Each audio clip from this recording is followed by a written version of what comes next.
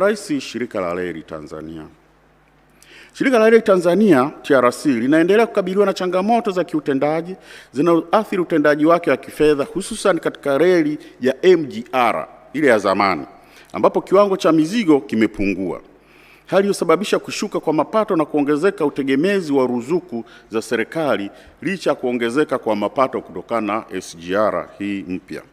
Aidha, shirika limepata hasara kutokana na ajali za treni zilizofikia ajali 328 zilizosababisha upotevu wa takriban shilingi bilioni 3.06 kutokana na uharibifu wa miundombinu na kupotea kwa mapato. Hali hii inaonyesha udhaifu katika uendeshaji, matengenezo ya miundombinu na usimamizi, jambo linaloendelea kudhoofisha uimara wa kifedha wa TRC. Mheshimiwa Rais, kutokana na hali hiyo, napendekeza shirika la reli imarishe usimamizi wa miundombinu ya reli kwa kuhakikisha ukaguzi na matengenezo ya mara kwa mara yanafanyika, pamoja na kuangalia uwezekano wa kuanzisha na kutekeleza mfumo madhubuti wa bima kwa mali zote za kimkakati ikiwemo mabehewa.